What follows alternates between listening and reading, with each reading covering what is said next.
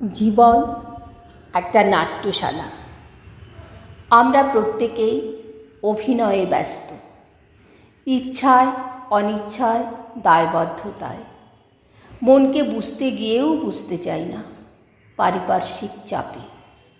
আমরা মানুষেরা সভ্যতার চাপে বন্য, প্রকৃতিকে ঢেকে রাখি।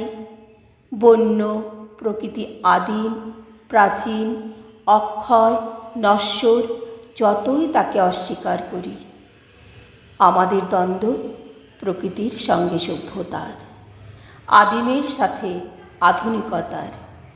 এর মাঝে পুড়ে মরে সেই আদিম অনার্য হৃদয়, যে আধুনিকতার ছোঁয়া চায় না, সে অর্থ জৌলস চায় না, চায় একটু নীরব শীতল নির্বাক অরণ্য, যে শীতল ছোঁয়ায় তাকে শিথিল করবে।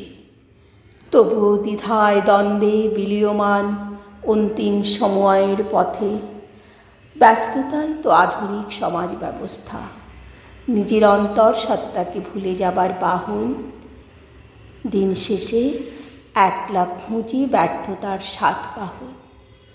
আবার একসময় মলিন হয়ে হারিয়ে যায়, কিন্তু সেই পুরনো মন চঞ্চল হয়ে হাতড়ে বেড়ায়। জীবন আঁধারের তলে থাকতে থাকতে অদৃশ্য হয়ে থাকে।